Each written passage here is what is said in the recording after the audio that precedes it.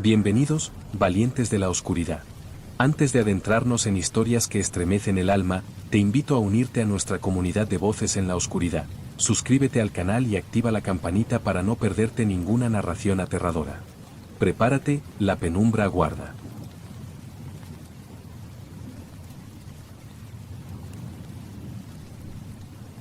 Aquella tarde lluviosa de otoño decidí subir al desván de la casa familiar. Había regresado después de muchos años para ocuparme de las pertenencias de mis padres, que recientemente habían fallecido, y enfrentarme a ese viejo espacio era como penetrar en un santuario olvidado donde dormían los secretos de toda una vida. Al abrir la puerta sentí el peso sofocante de recuerdos acumulados, mezclado con un aroma húmedo de polvo y madera antigua. El suelo crujió bajo mis pies mientras avanzaba entre cajas polvorientas y muebles cubiertos con sábanas amarillentas por el tiempo. Todo parecía exactamente igual que en mis memorias infantiles, detenido en un instante remoto, inmóvil, ajeno al tiempo. Comencé a ordenar con calma metódica, intentando mantener a raya las emociones que surgían al encontrar fotos viejas o juguetes de mi infancia que ya había olvidado. Fue entonces cuando, desde una esquina oculta bajo montones de ropa y periódicos amarillentos, encontré algo que captó mi atención de inmediato. Una pequeña caja musical de madera oscura, decorada con figuras talladas que apenas distinguía en la penumbra. Sentí un escalofrío inexplicable al sostenerla en mis manos. Una sensación ambigua, como si algo dentro de mí reconociera aquel objeto, pero no lograra ubicarlo exactamente en mis recuerdos. Estaba fría al tacto, y al sacudirla ligeramente percibí un suave tintineo metálico que resonó levemente en mi pecho. Sin poder resistir el impulso, giré lentamente la manivela oxidada. Al principio, solo se escuchó un crujido apagado. Insistí con suavidad hasta que, poco a poco, comenzó a surgir una melodía lenta y melancólica. Con cada nota, una inquietud creciente se adueñaba de mí, como si cada sonido se clavara en lo más profundo de mi memoria, despertando imágenes imprecisas y perturbadoras que llevaban años dormidas. Algo en esa melodía estaba profundamente equivocado. La piel se me erizó mientras seguía girando la manivela, incapaz de detenerme. La música resonaba con una tristeza extraña, pero lo que más me aterraba era la certeza absoluta de que había escuchado esa melodía antes, y que asociada a ella había una oscuridad que había logrado borrar completamente de mi mente. De repente, un golpe seco me sobresaltó. La puerta del desván se había cerrado violentamente, como empujada por una corriente invisible. La caja musical dejó de sonar abruptamente, devolviendo el silencio pesado y asfixiante al cuarto. Mi respiración agitada resonaba entre las paredes y, por primera vez en muchos años, sentí el miedo puro e irracional que creía superado. Me incorporé lentamente, observando con cautela la puerta cerrada y luego volviendo la vista a la caja musical que aún temblaba en mi mano. No podía negarlo, algo oscuro había despertado con aquella melodía olvidada. Y ahora sabía, con absoluta certeza, que no volvería a dormir tranquilo mientras no descubriera qué terrible recuerdo escondía aquella pequeña y aparentemente inofensiva caja musical. Aquella noche fue imposible conciliar el sueño. Daba vueltas en la cama, inquieto, mientras afuera la lluvia repicaba contra las ventanas, acompañando mis pensamientos turbios. La caja musical descansaba sobre la mesita de noche, cubierta por sombras que parecían moverse al compás de mis respiraciones agitadas.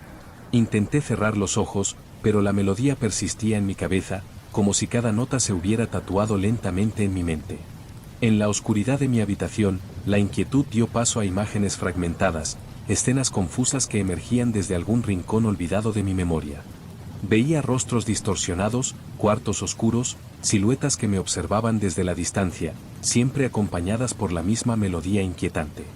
La sensación era similar a la que uno experimenta al intentar recordar una pesadilla, una ansiedad creciente, mezclada con la frustración de no poder definir con claridad lo que había visto o vivido. Cuando por fin amaneció, la luz del día trajo cierta calma aparente, pero la caja continuaba allí, recordándome silenciosamente que algo estaba profundamente mal en mis recuerdos. Decidí distraerme con las tareas pendientes de la casa, quizá el movimiento y el cansancio lograrían despejar esa niebla de incertidumbre. Sin embargo, mientras revisaba un viejo álbum familiar, una fotografía llamó poderosamente mi atención. En ella aparecía yo, apenas un niño, sosteniendo aquella misma caja musical con una expresión inquieta, casi temerosa. No recordaba aquella foto, ni tampoco ese momento en particular. Mi corazón se aceleró mientras examinaba cuidadosamente la imagen, algo en el fondo captó entonces mi atención. Detrás de mí, parcialmente oculta tras una cortina oscura, se asomaba una figura apenas distinguible, una silueta delgada que no lograba identificar. El impacto me dejó paralizado. La silueta parecía mirarme desde la fotografía, su presencia ominosa eclipsando todo lo demás. Sentí entonces un recuerdo punzante, alguien que solía visitarme durante la noche, alguien que nunca hablaba, pero que tarareaba suavemente esa misma melodía, la misma que ahora resonaba en mi mente y que la caja musical había vuelto a liberar. Intentando sacudir esa horrible sensación, busqué desesperadamente otras fotos, alguna evidencia que explicara aquello, pero no encontré ninguna más con esa figura inquietante. Todas las demás imágenes eran normales, tranquilas, sin anomalías aparentes. El resto del día transcurrió en una lucha constante por mantener mi cordura. Evitaba mirar la caja musical, pero sentía su presencia dominante en cada habitación de la casa. En cada rincón al que iba, escuchaba un eco lejano de aquella melodía, como si alguien la estuviera tarareando suavemente desde una habitación cercana.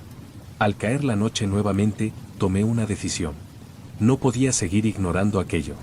Necesitaba descubrir quién era esa figura que acechaba en mis recuerdos y qué relación guardaba con la caja musical. Con pulso tembloroso, me dirigí al desván una vez más, convencido de que allí encontraría alguna pista. Subí las escaleras lentamente, iluminado apenas por la tenue luz amarillenta de una lámpara vieja. La puerta del desván parecía aguardarme, invitándome a cruzar el umbral hacia el pasado olvidado. Al abrirla, sentí nuevamente ese frío antinatural, esa atmósfera densa que parecía vigilar cada uno de mis movimientos. Mi mirada se dirigió inmediatamente al rincón donde había encontrado la caja, ahora vacío. Y entonces, allí mismo, en el suelo cubierto de polvo, descubrí algo que antes había pasado desapercibido, una pequeña llave oxidada, de bronce antiguo, que brillaba sutilmente bajo la débil luz de mi lámpara. La recogí lentamente, notando cómo el frío metal se fundía con mi piel. Algo en mi interior sabía perfectamente lo que abría esa llave, y entendí entonces que estaba a punto de destapar una verdad que quizá no estuviera preparado para afrontar. Porque detrás de cada recuerdo hay una puerta cerrada. Y algunas puertas, una vez abiertas, jamás pueden volver a cerrarse.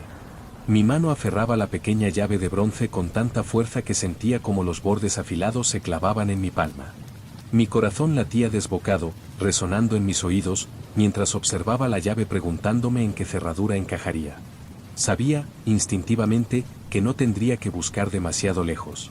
Movido por una fuerza más profunda que mi miedo, recorrí lentamente la habitación. Mi respiración formaba pequeñas nubes de vapor en la fría atmósfera del desván, iluminada apenas por la luz temblorosa que sostenía en mi mano libre. Mis ojos recorrían cada rincón, cada mueble cubierto, hasta que se posaron en algo que me heló la sangre. Allí, oculta bajo un antiguo tapiz que colgaba ligeramente torcido sobre la pared del fondo, distinguí la silueta tenue de una puerta que jamás había visto antes. Un escalofrío recorrió mi cuerpo de pies a cabeza. Había subido a ese desván cientos de veces cuando niño, y nunca antes había notado aquella puerta escondida. ¿Había estado allí siempre, esperando pacientemente a ser descubierta? Aparté con lentitud el pesado tapiz, revelando una puerta estrecha, de madera vieja y casi podrida. Al tocarla, sentí la humedad impregnando mis dedos, mezclada con un aroma acre que revolvió mi estómago. Observé cuidadosamente la cerradura, oxidada por el tiempo y exactamente del tamaño de la llave que tenía en mi mano. Todo mi ser me suplicaba que huyera de allí, pero la necesidad de respuestas era más fuerte que cualquier instinto. Giré lentamente la llave. Un clic metálico resonó por el cuarto, seguido por un crujido seco y profundo cuando la puerta se abrió hacia mí, revelando unas escaleras estrechas que descendían hacia una oscuridad aún más profunda. Sentí un frío espeso que subía desde aquel hueco, como si una respiración helada emergiera desde abajo. Respiré profundamente, tratando de controlar mi ansiedad, y comencé a bajar lentamente los peldaños. La madera vieja gemía bajo mis pies mientras descendía, rodeado de muros que parecían estrecharse a mi paso. El silencio era absoluto, roto únicamente por mis pasos temblorosos y mi respiración acelerada. Cuando llegué finalmente abajo, me encontré en una pequeña habitación circular. La luz tenue de mi lámpara reveló paredes cubiertas por antiguos dibujos infantiles, escenas caóticas dibujadas apresuradamente con trazos frenéticos que representaban una silueta alta, oscura y amenazante que aparecía repetidamente junto a un niño pequeño. Sentí náuseas. Reconocía aquel estilo de dibujo, era el mío. Mi mano tembló al acercar la lámpara hacia el suelo, donde yacían más objetos polvorientos, cubiertos de telarañas. Entre ellos, distinguí ropas viejas y juguetes rotos. Pero lo que más llamó mi atención fue un cuaderno de tapas oscuras, cubierto de polvo. Lo recogí con dificultad, y al abrirlo sentí como una lágrima escapaba involuntariamente por mi mejilla. Era mi diario infantil. Las páginas amarillentas estaban llenas de mi letra torpe, narrando pequeños sucesos cotidianos. Pero a medida que avanzaba en la lectura, mi inocencia daba paso a párrafos breves y aterradores. Hablaba de alguien que me visitaba por las noches, alguien sin nombre, sin rostro claramente definido, alguien que me traía aquella caja musical y me hacía escuchar una y otra vez esa melodía que ahora me atormentaba. Mis palabras infantiles, que antes parecían inocentes, revelaban ahora un horror profundo. Describían noches enteras despierto, temiendo la visita de aquella presencia oscura. Narraban secretos terribles que jamás había revelado, ni siquiera a mis padres. Mi corazón se hundía lentamente en la desesperación, comprendiendo finalmente la magnitud del trauma que había bloqueado mi mente durante tantos años. De repente, escuché un ruido proveniente del piso superior, un leve sonido de pasos que cruzaban lentamente el desván. Mi cuerpo se paralizó al instante. Miré hacia arriba, y pude distinguir una leve sombra proyectándose sobre las escaleras por las que había descendido, silueta que se balanceaba suavemente al compás de una melodía tenue e inquietante. La melodía de la caja musical sonaba nuevamente, resonando como una sentencia en las paredes que me rodeaban, atrapándome una vez más en aquel pasado oscuro del que no podía escapar. Sabía entonces que aquello no era solo un recuerdo. Esa presencia había vuelto, y ahora, muchos años después, parecía decidida a reclamar lo que alguna vez había dejado inconcluso. El sonido tenue de aquella melodía inundaba lentamente el ambiente, colándose por cada grieta, por cada espacio de oscuridad que me rodeaba. Mis piernas flaquearon mientras intentaba contener el temblor que recorría mi cuerpo. Sabía perfectamente que aquella presencia, esa sombra que había acechado mi infancia, estaba justo arriba, esperando pacientemente mi regreso.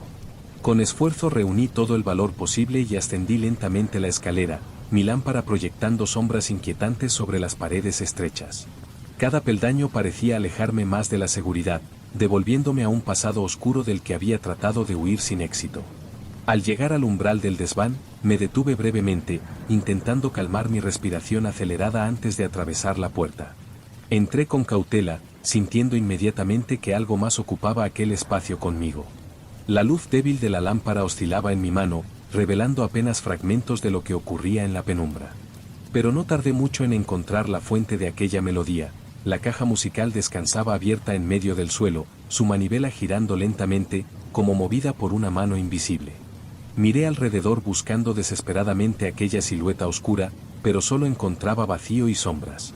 Aún así, sabía que estaba allí, observando cada uno de mis movimientos, acechando desde algún rincón de la oscuridad. Algo dentro de mí comprendió en ese instante la única manera de terminar con aquello. Necesitaba enfrentarme de una vez por todas al recuerdo que había bloqueado durante tantos años. Respirando profundamente, me acerqué a la caja musical, sintiendo como la melodía se volvía más intensa, más clara, resonando con ecos de noches olvidadas. Al tocarla nuevamente, cerré los ojos, permitiendo que la música me llevara de regreso a esa noche olvidada. Poco a poco, la neblina en mi memoria se fue disipando, revelando con claridad lo que ocurrió cuando era niño. Vi la figura de un hombre desconocido, que entraba silenciosamente en mi habitación cada noche. Recordé el terror paralizante al escuchar sus pasos acercándose a mi cama, sentí la desesperación de no poder gritar ni pedir ayuda, mientras él hacía sonar aquella caja musical para silenciar mis sollozos aterrorizados. Entendí entonces que aquel hombre no era un monstruo sobrenatural, sino un monstruo humano, alguien que mis padres jamás descubrieron, una amenaza oculta en la seguridad de mi hogar. Mis lágrimas cayeron silenciosamente, purgando lentamente aquel dolor reprimido durante décadas.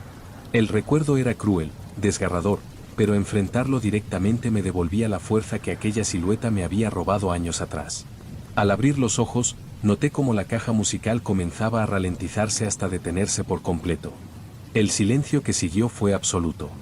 Miré alrededor, ya no sintiendo miedo, sino una profunda tristeza mezclada con alivio. Aquella presencia había desaparecido, o quizás nunca había estado realmente ahí, siendo únicamente un eco persistente del trauma enterrado en lo más profundo de mi mente. Bajé lentamente del desván llevando conmigo la caja musical. Sabía perfectamente lo que debía hacer con ella. A la mañana siguiente, mientras el sol se filtraba suavemente entre las ramas húmedas de los árboles, la enterré en el jardín trasero de la casa, profundamente, lejos de cualquier mano que pudiera volver a abrir esa puerta hacia el pasado. Observé el pequeño montículo de tierra fresca, sabiendo que no podía borrar lo ocurrido, pero sí evitar que volviera a dominar mi vida. Había recuperado una parte perdida de mí mismo, enfrentado mis demonios, aunque la cicatriz permanecía, podía ahora seguir adelante, más fuerte, más completo. Aquella caja musical quedaría enterrada junto a sus secretos, y aunque sabía que la melodía nunca desaparecería completamente de mi mente, ya no tenía poder sobre mí. Porque ahora comprendía que el terror real no habita en los objetos ni en los lugares oscuros, sino en los recuerdos no enfrentados, en las heridas no sanadas. Y aunque la música aún resonaba muy al fondo de mi memoria, ahora sabía cómo acallarla, no huyendo, sino mirándola de frente, reconociendo su existencia y finalmente dejándola atrás. Porque hay melodías que nunca olvidamos, pero también hay melodías que, finalmente, aprendemos a silenciar.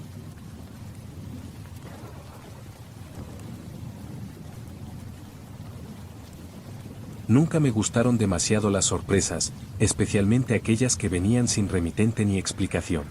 Por eso, el día que recibí aquel paquete envuelto en papel marrón gastado, sentí una extraña incomodidad en el pecho.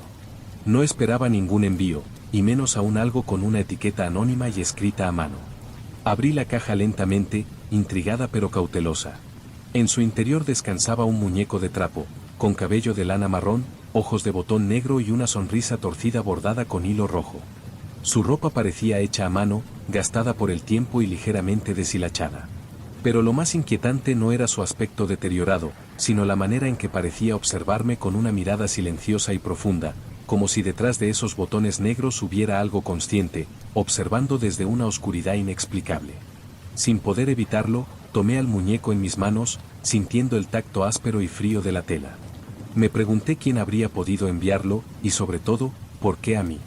No tenía ninguna nota, ningún mensaje, nada que explicara su procedencia. Decidí guardarlo en una repisa en la sala, creyendo ingenuamente que al colocarlo allí olvidaría pronto su existencia. Sin embargo, desde el momento en que ese muñeco entró en casa, una sensación extraña se instaló en mi vida, como una sombra apenas perceptible que comenzó a acompañarme en cada acción cotidiana. Durante los días siguientes empecé a experimentar un agotamiento inusual, dolores repentinos que nunca antes había tenido y una debilidad general que atribuía al estrés. Por las noches, mis sueños comenzaron a poblarse de imágenes confusas, rostros pálidos, habitaciones oscuras, y entre todo aquello, siempre la presencia silenciosa del muñeco de trapo, observándome desde rincones oscuros de habitaciones que no conocía. Al despertar de aquellos sueños inquietantes, lo primero que hacía era buscar con la mirada al muñeco en la sala, intentando convencerme de que seguía en el mismo lugar. Y aunque cada mañana lo encontraba en el sitio exacto, algo en él parecía diferente, un pequeño rasguño, una mancha nueva, una expresión más sombría en su rostro de tela. Al mismo tiempo, mi salud se deterioraba lentamente, como si ambos estuviéramos unidos por un vínculo que no comprendía. La preocupación empezó a instalarse en mí. ¿Era posible que aquel juguete tuviera algo que ver con mi malestar creciente? Era absurdo, lo sabía, pero la coincidencia era imposible de ignorar. Una mañana, mientras me preparaba un café tratando de despejar mi mente fatigada, un ruido leve proveniente del salón llamó mi atención. Al girarme lentamente, noté con un escalofrío que el muñeco de trapo había caído al suelo, ahora mirando directamente hacia mí desde una posición antinatural, como si se hubiera movido por voluntad propia. Esa imagen, ese simple detalle, bastó para que entendiera finalmente que aquello no era ninguna casualidad. Algo oscuro había llegado a mi vida con aquel muñeco, y cuanto más deteriorado parecía estar él, peor me sentía yo. Y así comenzó mi obsesión silenciosa por descubrir quién lo había enviado y qué propósito ocultaba aquel muñeco maldito, antes de que fuera demasiado tarde para salvar mi salud, mi cordura y quizá, mi propia vida. Desde aquel día en que descubrí al muñeco de trapo caído en el suelo, mi vida empezó a girar en torno a él. Intenté deshacerme del juguete más de una vez, primero lo lancé a la basura, luego intenté abandonarlo lejos de casa, pero sin importar qué hiciera, siempre reaparecía misteriosamente en la misma repisa, esperándome con su inquietante sonrisa torcida. A la par que mi obsesión por librarme del muñeco aumentaba, mi salud seguía empeorando rápidamente. Perdía peso de forma alarmante, mi piel se tornaba pálida y quebradiza, y cada movimiento cotidiano se convertía en una batalla contra un cansancio paralizante. Los médicos no encontraban explicación alguna, los análisis revelaban una salud perfectamente normal, lo que solo incrementaba mi desesperación. Sin embargo, lo más perturbador no era mi creciente deterioro, sino el modo en que el muñeco reflejaba exactamente mis síntomas. La tela de sus brazos empezó a rasgarse lentamente, aparecieron manchas oscuras que asemejaban hematomas en sus piernas, y su cabello de lana marrón comenzó a caerse, dejando huecos grotescos en su cabeza. Cada mañana que me veía en el espejo encontraba nuevas marcas en mi cuerpo que coincidían aterradoramente con las nuevas heridas del muñeco. Mi ansiedad aumentó hasta el punto en que apenas podía dormir.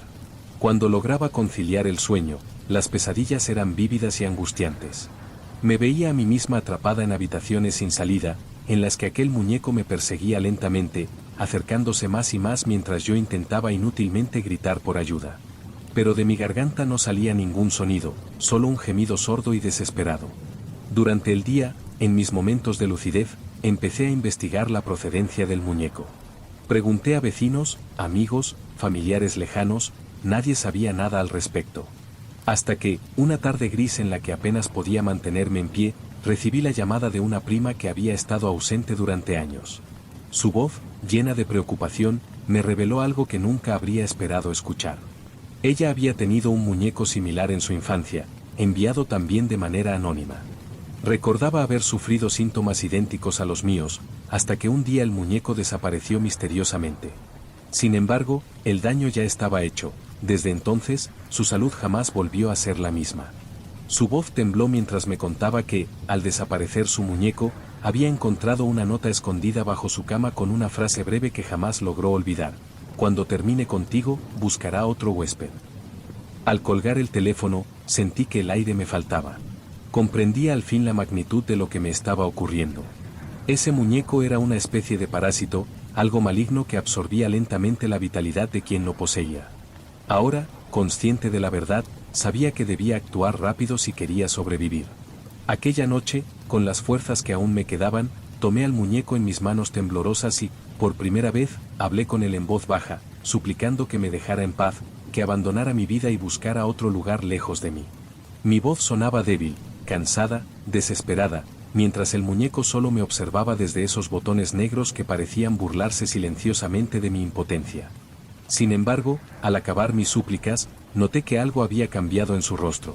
Su sonrisa parecía haberse ensanchado ligeramente, como si estuviera disfrutando profundamente del sufrimiento que me causaba. Y en ese momento entendí que estaba atrapada en una carrera contra el tiempo.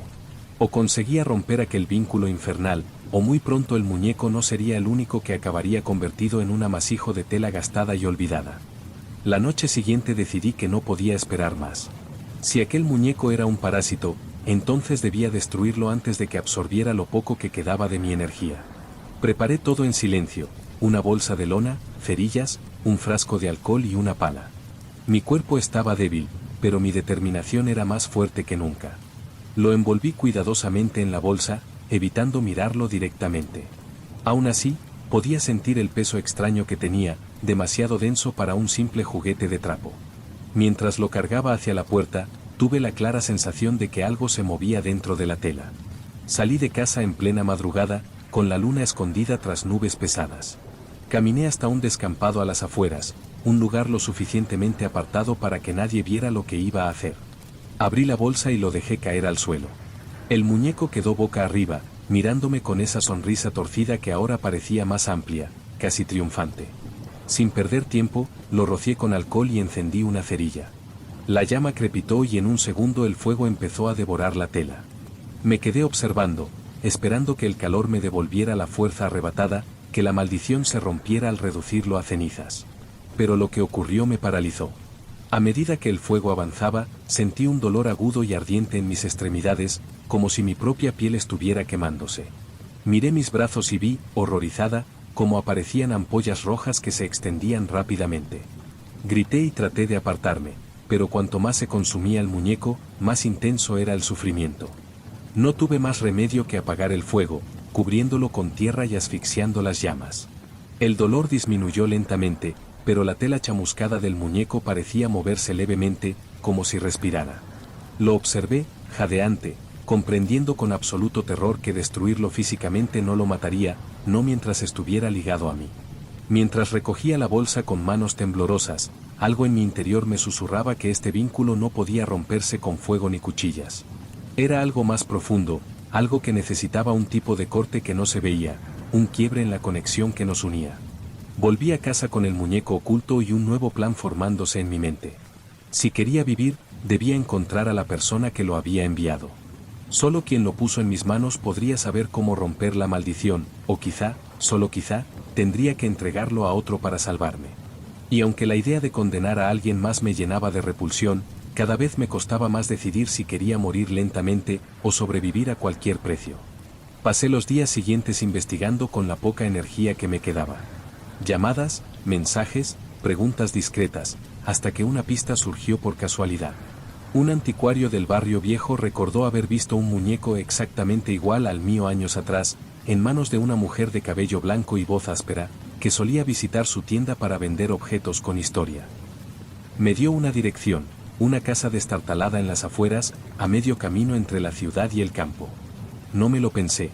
Tomé al muñeco, lo envolví con cuidado y salí en un taxi. El trayecto se sintió eterno, cada bache recordándome el dolor constante que recorría mi cuerpo. La mujer abrió la puerta antes de que tocara el timbre, como si me estuviera esperando. Sus ojos grises se clavaron en mí y luego en la bolsa que llevaba. Sin decir una palabra, me hizo pasar. El interior estaba abarrotado de vitrinas con juguetes antiguos, muñecas de porcelana, peonzas, osos de peluche, todos con miradas vacías y rostros gastados. «Has durado más que la mayoría», dijo al fin, con una sonrisa seca. Me explicó que aquel muñeco no era un simple objeto, sino un recipiente diseñado para prolongar la vida de quien lo controlaba. Ella lo había usado durante décadas, pasándoselo a otros cuando sentía que su cuerpo rejuvenecía lo suficiente. Cada dueño temporal se consumía lentamente, transfiriendo su energía a la verdadera dueña del muñeco, ella. «Puedes romper el vínculo», añadió, «pero hay un precio». El precio, como sospechaba, era entregarlo a alguien más. Solo así el lazo se cortaría y mi vitalidad regresaría, al costo de condenar a otra persona al mismo destino. La idea me revolvía el estómago, pero la alternativa era clara, seguir desmoronándome hasta morir. Esa noche, en mi cama, apenas dormí. Pensé en todas las personas que conocía, en quien podría recibir el muñeco sin sospechar nada. El instinto de supervivencia y el miedo a la muerte libraban una batalla feroz en mi mente. Al amanecer, tomé una decisión. Metí al muñeco en una caja envuelta en papel marrón, igual que cuando lo recibí. Escribí una dirección al azar, una calle en otra ciudad. Lo dejé en la oficina de correos, con manos temblorosas. Mientras veía al empleado llevárselo hacia la trastienda, sentí una descarga en mi interior, como si una cuerda invisible se partiera. Respiré hondo, sintiendo por primera vez en meses una ligera claridad mental. El cansancio empezó a desvanecerse lentamente. Salí a la calle con el sol en la cara, pero una sombra de culpa me seguía. Sabía que, en algún lugar, otra persona abriría pronto un paquete envuelto en papel marrón, y que, al hacerlo, comenzaría a deteriorarse tal como me había pasado a mí. Y aunque intentaba convencerme de que no tenía otra opción, en el fondo sabía que, tarde o temprano, el muñeco volvería a buscarme. Porque estos objetos no se pierden. Solo esperan.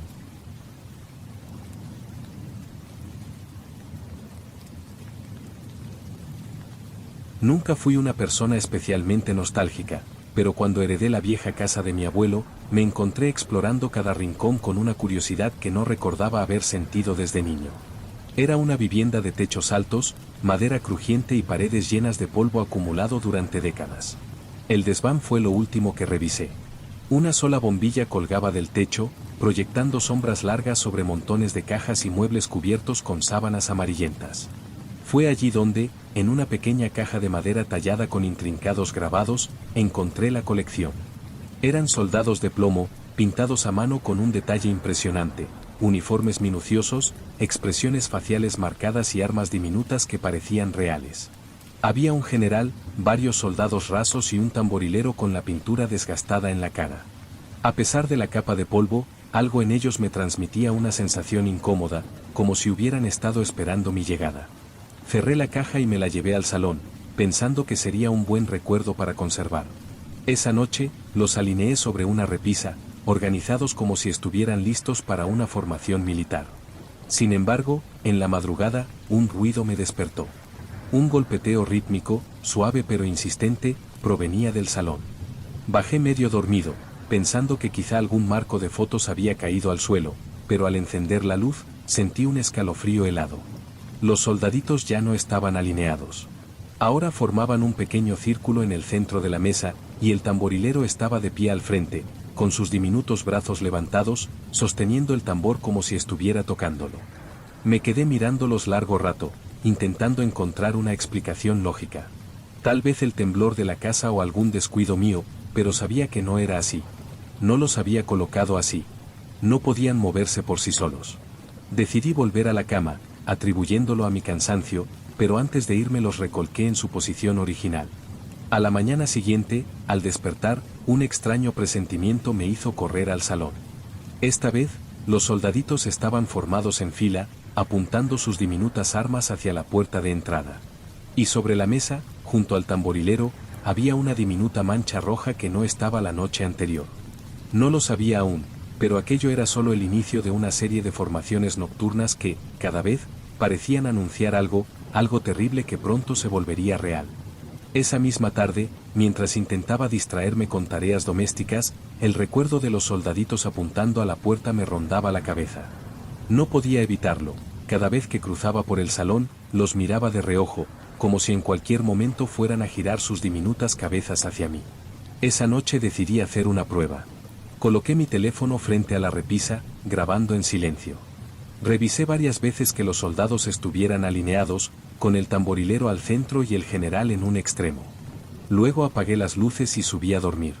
A las 3 de la madrugada, un ruido sordo me despertó de golpe. Bajé con el corazón acelerado y encendí la luz del salón.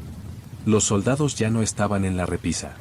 Se habían desplazado al suelo, organizados en 2 hileras que apuntaban con sus fusiles hacia el sofá.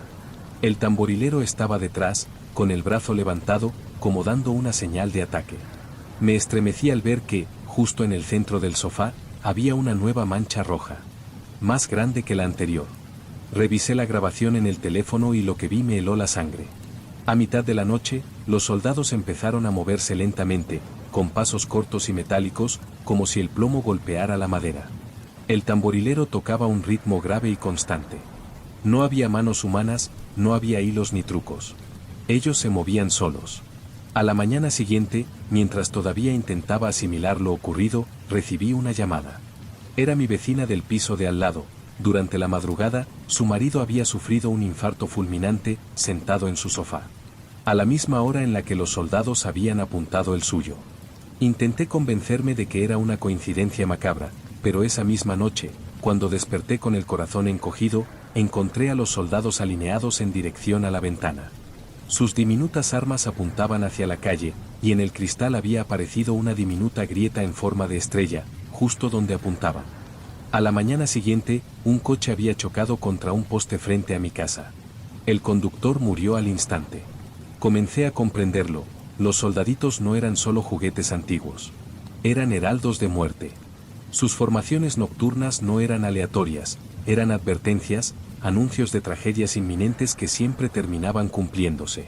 Pero lo más perturbador llegó una noche después, cuando los encontré alineados frente a las escaleras, con sus fusiles y bayonetas apuntando hacia arriba, hacia mi habitación. Esa noche no pegué ojo.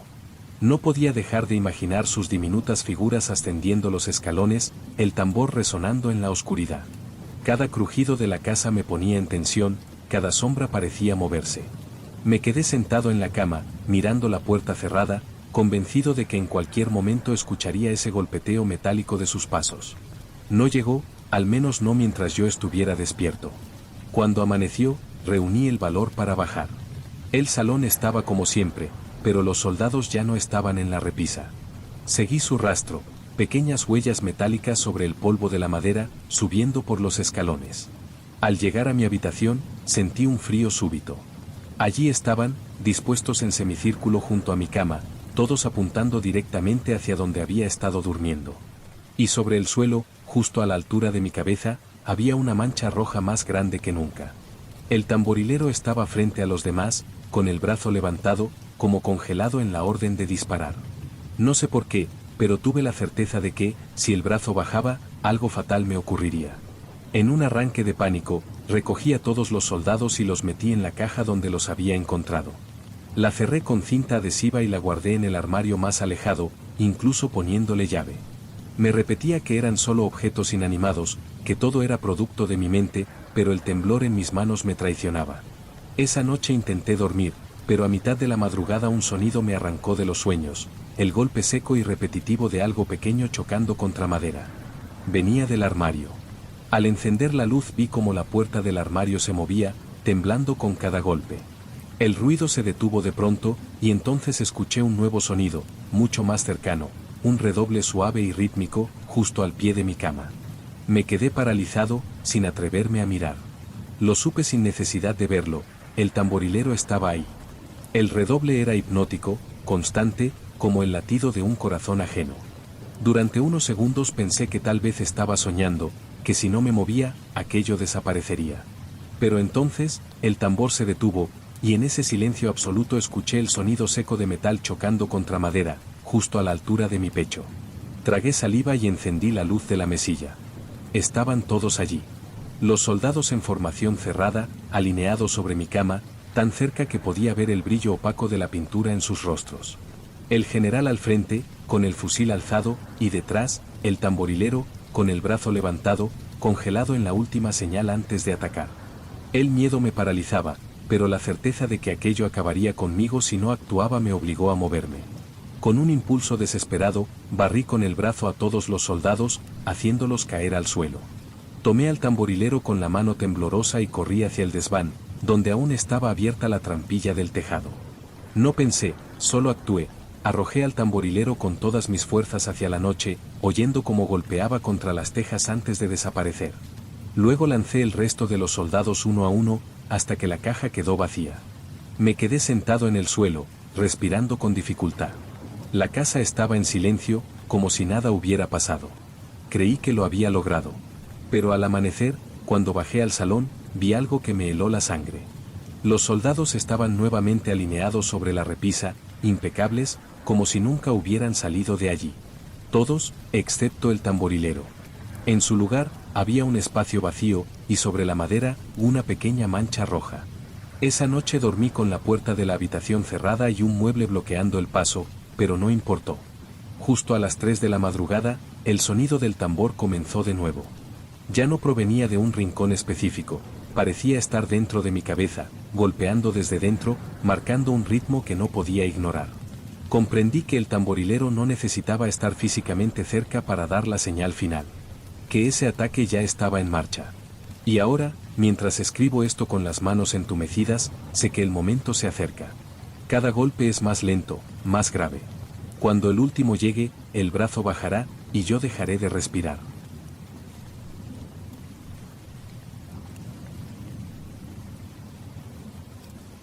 Recuerdo perfectamente la primera vez que lo vi. Era un viejo peluche con forma de oso, de felpa gris descolorida y costuras sueltas, pero lo que más llamaba la atención eran sus ojos, 2 botones negros y brillantes que parecían absorber la luz. Lo encontramos en el parque, debajo de un banco, mientras paseaba con mi hijo Daniel. Él lo vio primero y, antes de que pudiera decir nada, ya lo tenía en las manos. Me dio un vuelco el corazón, estaba sucio, con un olor rancio a humedad. Le dije que lo dejara, pero se aferró con fuerza y comenzó a llorar cuando intenté quitárselo. Al final cedí, pensando que lo tiraría a la basura al llegar a casa. Esa noche, después de que Daniel se durmiera, lo dejé en una bolsa de basura y lo saqué al contenedor de la calle. Me fui a dormir tranquila, convencida de que al día siguiente se habría olvidado de él.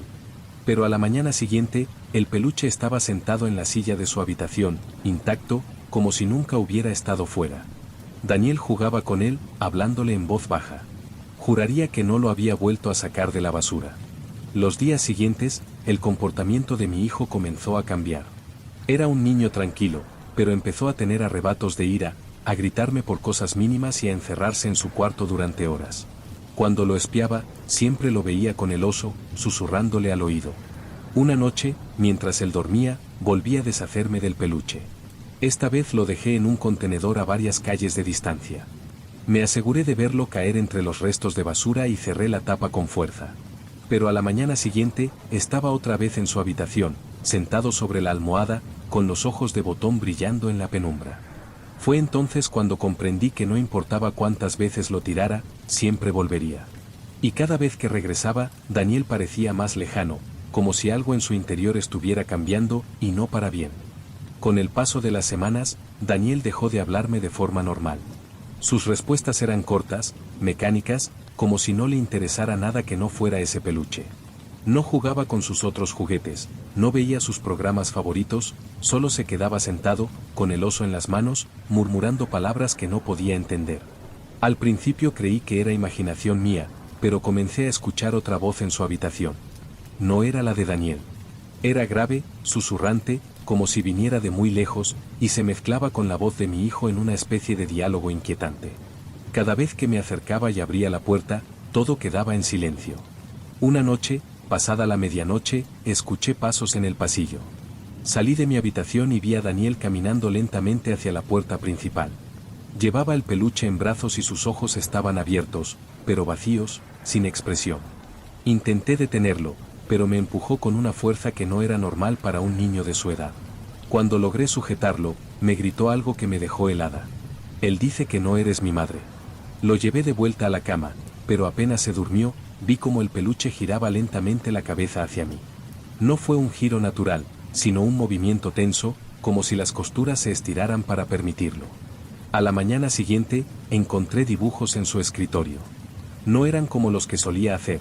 Ahora había figuras humanas con los ojos tachados, siempre en una esquina, el oso, dibujado con un detalle inquietante, como si hubiera pasado horas en cada trazo. Decidí que aquello no podía seguir así. Tomé el peluche y lo quemé en el jardín, viendo cómo las costuras se abrían y la felpa ennegrecía hasta quedar reducida a cenizas. Daniel gritaba desde la ventana, llamándome asesina. Esa noche, por primera vez en semanas, durmió sin moverse. Yo, en cambio, apenas pude pegar ojo. Y fue al amanecer cuando lo escuché. Un suave rasguño en la puerta principal. Fui a abrir, con el corazón latiendo en mi garganta, y allí estaba, el peluche, completamente intacto, con sus ojos negros brillando, y un olor a humo impregnando el aire. A partir de su regreso tras la quema, algo cambió. Ya no era solo Daniel quien parecía poseído por su influencia, ahora el peluche actuaba por sí mismo. La primera vez que lo noté fue una madrugada, cuando me despertó un ruido seco proveniente de la cocina. Al bajar, la encontré patas arriba, cajones abiertos, utensilios por el suelo, y en medio de todo, el peluche sentado sobre la mesa, con un cuchillo de cocina junto a sus patas. Daniel dormía en su habitación, pero su puerta estaba entreabierta, como si hubiera salido y vuelto sin que yo me diera cuenta, o como si no hubiera sido él quien movió el oso. Comencé a cerrar mi cuarto por las noches, con pestillo. Aún así, varias veces desperté con la sensación de que algo me observaba. Una madrugada, abrí los ojos y lo vi, el peluche estaba en el suelo, al lado de mi cama, inclinado hacia mí como si intentara trepar. Sus ojos negros parecían más grandes, o quizá era que ya no podía apartar la vista de ellos. Cada vez que intentaba alejarlo de la casa, reaparecía en lugares estratégicos, sobre la almohada de Daniel, en la mesa donde comíamos, en la silla de mi escritorio. Y siempre, cada vez que volvía, Daniel parecía un poco más ajeno, un poco más hostil.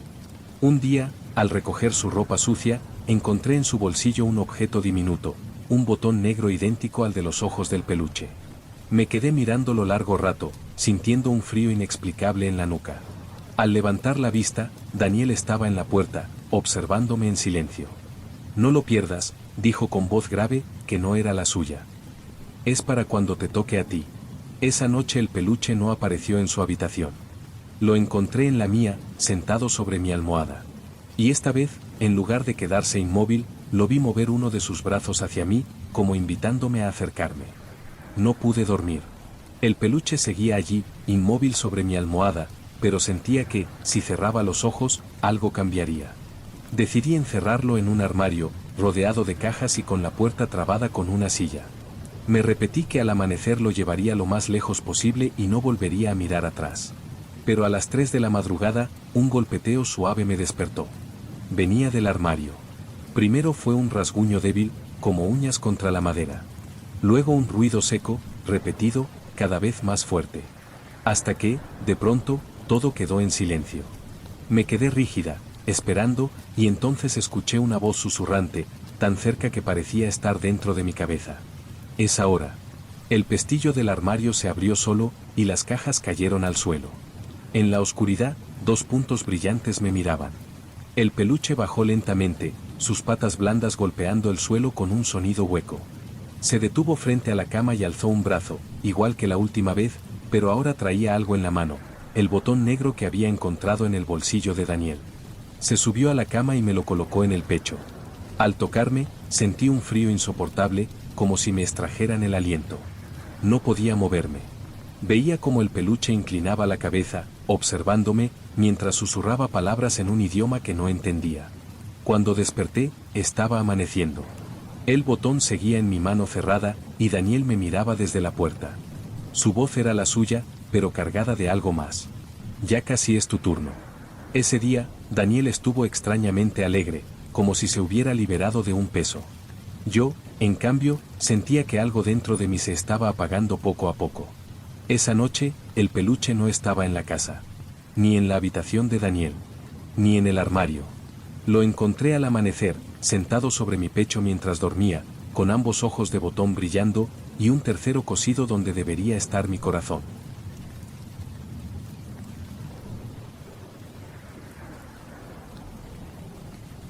La encontré en una tienda de antigüedades que solía visitar los fines de semana.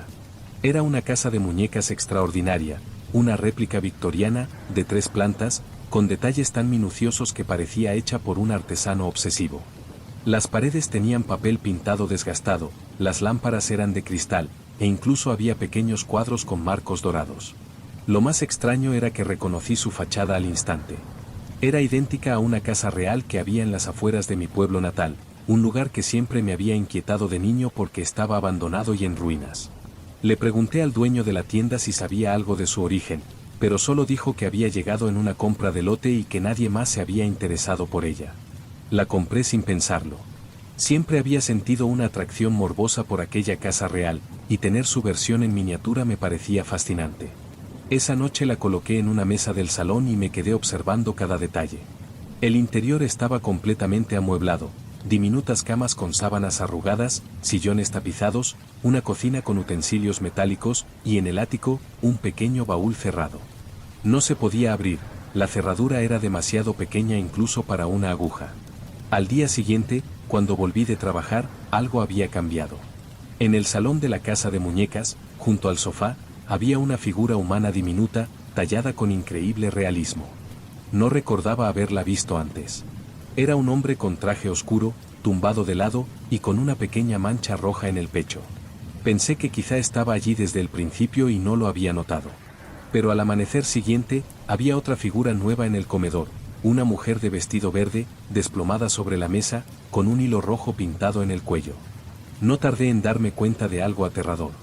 Aquellas figuras representaban, con precisión, 2 sucesos reales ocurridos en mi ciudad esa misma semana: un hombre hallado muerto de un disparo y una mujer asesinada con un corte profundo en la garganta. Y cada vez que aparecía una figura nueva en la casa, a las horas o días siguientes, el crimen sucedía en la vida real. No podía dejar de mirarla. Aquella casa en miniatura se había convertido en una especie de oráculo macabro, anticipando muertes reales con una exactitud imposible. Intenté convencerme de que era una coincidencia, que quizá había leído las noticias y mi mente estaba uniendo piezas que no tenían relación. Pero entonces apareció la tercera figura. Fue un jueves por la mañana. Me levanté temprano y, al pasar por el salón, algo me llamó la atención. En la planta superior de la casa de muñecas, dentro de una de las habitaciones, había un hombre arrodillado junto a una ventana. No llevaba traje, sino ropa corriente, vaqueros y una camiseta gris. Lo más perturbador es que, era idéntico a mí. El rostro, el cabello, incluso un pequeño lunar en la mejilla derecha. En la figura, mis manos estaban apoyadas en el alféizar, como si mirara algo fuera. Y en el suelo, junto a mí, había un charco rojo que parecía provenir de mi cabeza. El impacto me dejó sin aliento. Aparté la vista, pero un sudor frío me corría por la espalda. Esa misma noche soñé con la casa real en ruinas. Estaba en el mismo lugar que la figura, mirando por la ventana, cuando algo, o alguien, me golpeaba desde atrás. Al despertar, lo primero que hice fue revisar la casa de muñecas. La figura seguía allí, exactamente igual, pero ahora, en el jardín de la maqueta, había un detalle nuevo, un coche negro, aparcado justo frente a la fachada. No recordaba haberlo visto antes. Durante todo el día tuve la sensación de ser seguido. Cada vez que me giraba, juraría que un coche oscuro se alejaba lentamente.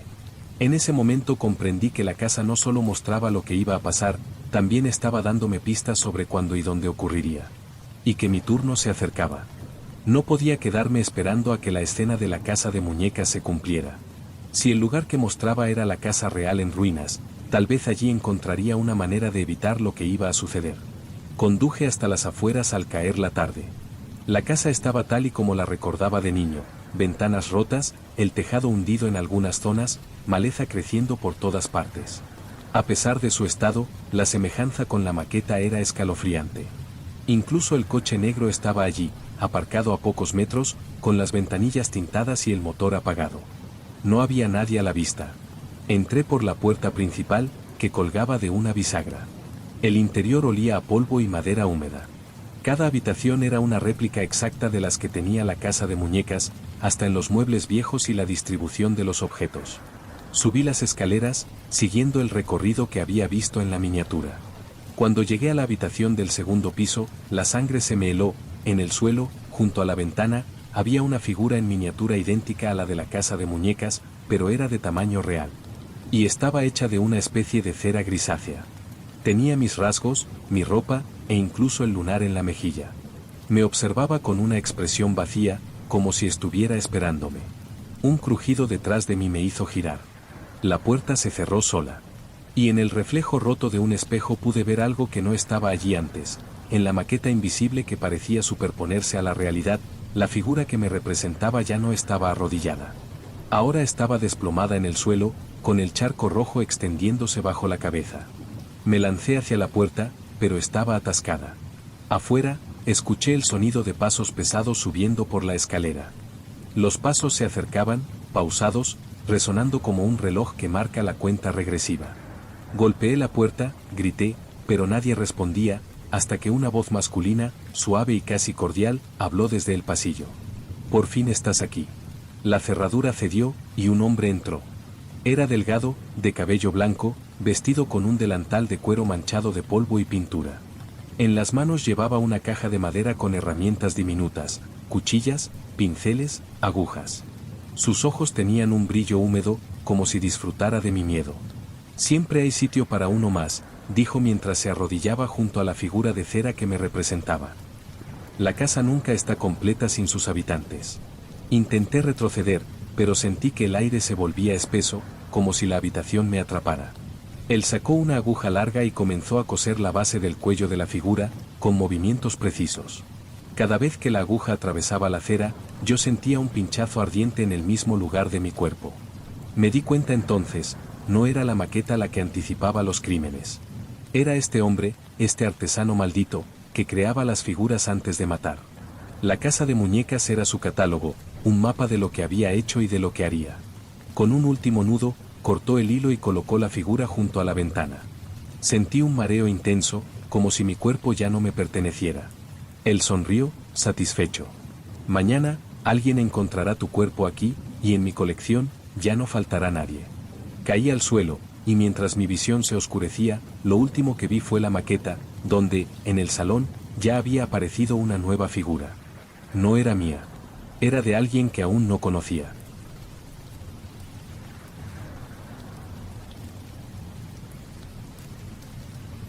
Siempre me han fascinado los lugares olvidados. Desde adolescente, pasaba horas explorando fábricas en ruinas, estaciones cerradas y casas cubiertas de polvo. Pero nunca había sentido un miedo real en esos recorridos, hasta que encontré el teatro. Estaba en las afueras de la ciudad, un edificio de finales del siglo XIX, de fachada neoclásica, con columnas partidas y carteles desteñidos que aún anunciaban obras que ya nadie recordaba. Lo había descubierto por casualidad, mientras buscaba un acceso a los túneles de servicio que, según un antiguo mapa, conectaban con el metro. El portón principal estaba cerrado con cadenas, pero un lateral tenía un hueco lo bastante grande para arrastrarme dentro. El aire, al cruzar, era distinto, denso, cargado de polvo y con un olor a madera húmeda mezclado con algo más metálico, como hierro oxidado. Avancé con la linterna encendida, iluminando butacas cubiertas de telarañas y cortinas carmesí descoloridas. El escenario, elevado, mostraba un telón rasgado que se movía levemente con la corriente de aire.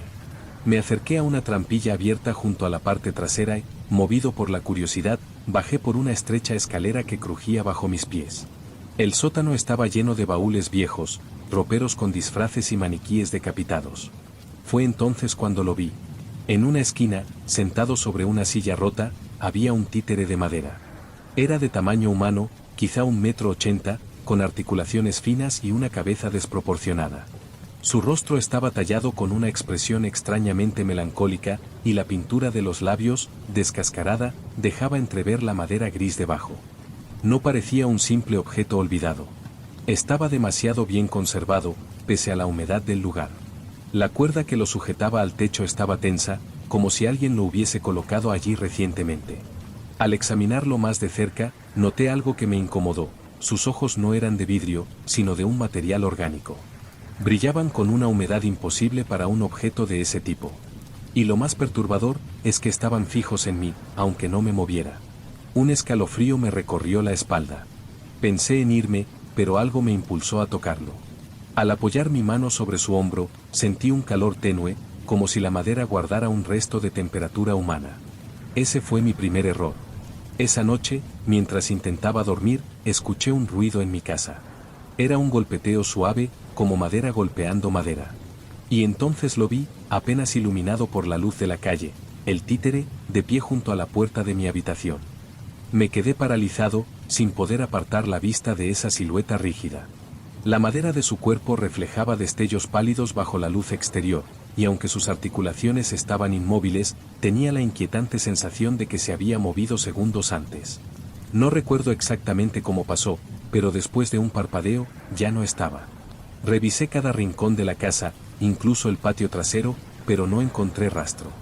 Intenté convencerme de que había sido un sueño, una alucinación provocada por la tensión de la exploración. Sin embargo, la cuerda que antes lo sujetaba en el teatro apareció esa mañana sobre la mesa de mi cocina, enrollada cuidadosamente como si alguien la hubiera dejado ahí para mí. Decidí regresar al teatro. No podía soportar la idea de que algo así estuviera suelto y, peor aún, vinculado de alguna manera conmigo. La entrada lateral seguía abierta, y el aire, aún más pesado que la vez anterior. Sentí que me observaban desde las sombras de las butacas, aunque no había nadie. En el sótano, el títere ya no estaba en la silla. En su lugar, encontré un baúl entreabierto. Dentro, entre disfraces apolillados y guantes de encaje amarillentos, había recortes de periódico.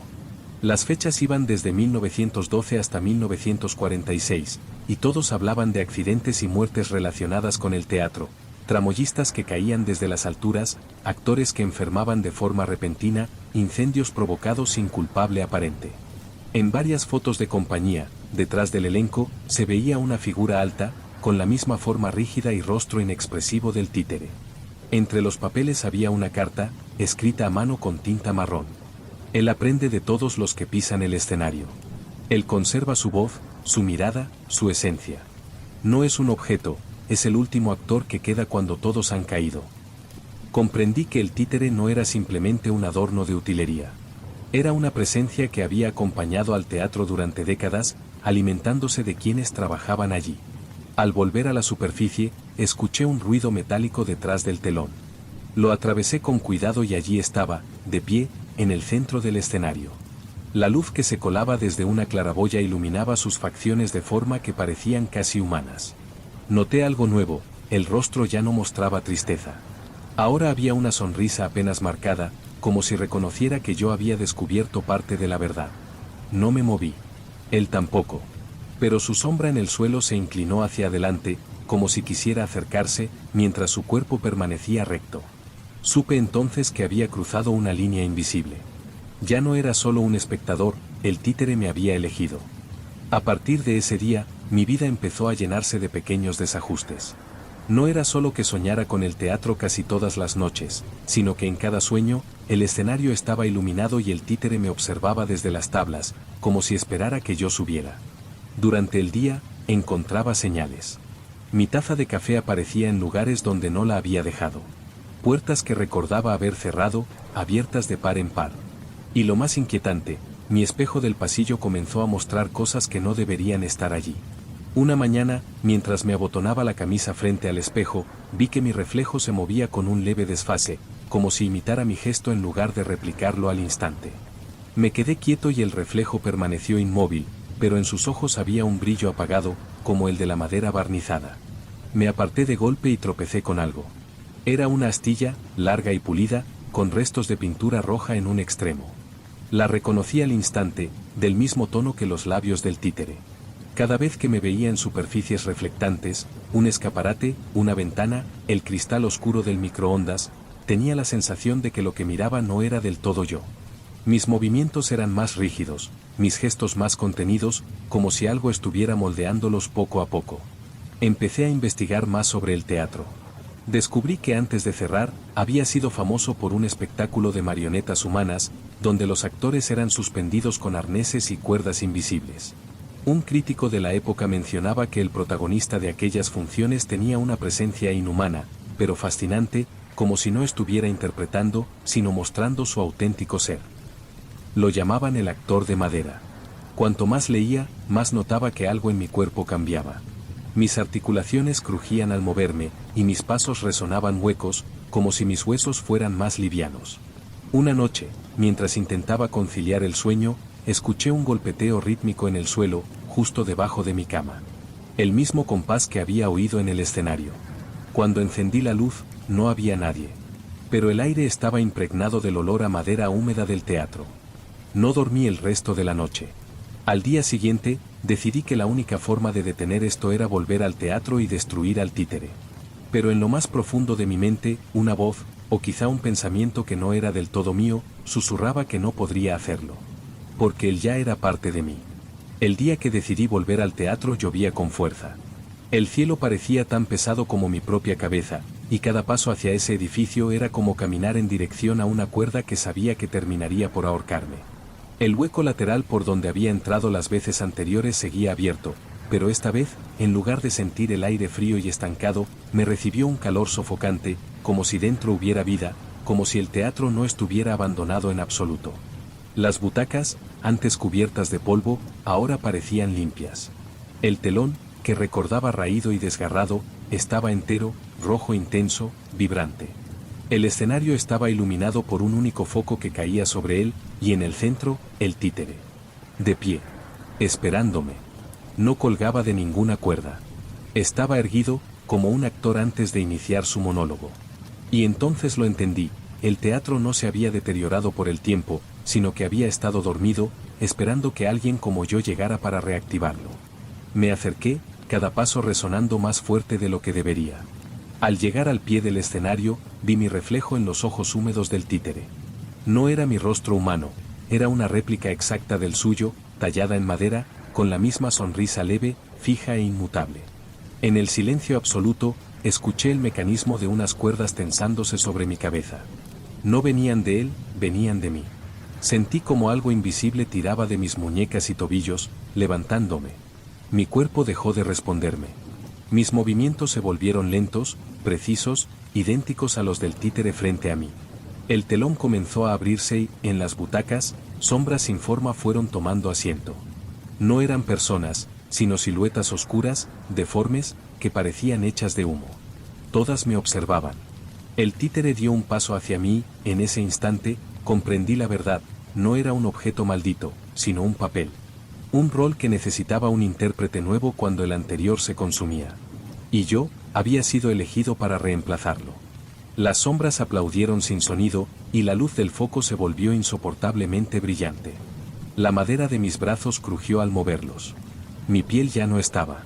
La última imagen que recuerdo antes de que el telón se cerrara fue mi propio cuerpo, colgado de cuerdas invisibles, sonriendo hacia un público que no existía. Y en el centro del escenario, de pie y libre al fin, el títere, con mi rostro humano. Desde entonces, cada noche el teatro sigue abierto. Si entras, quizá me veas actuar. Pero no te quedes hasta el final. Porque al terminar la función, el papel debe pasar a otro.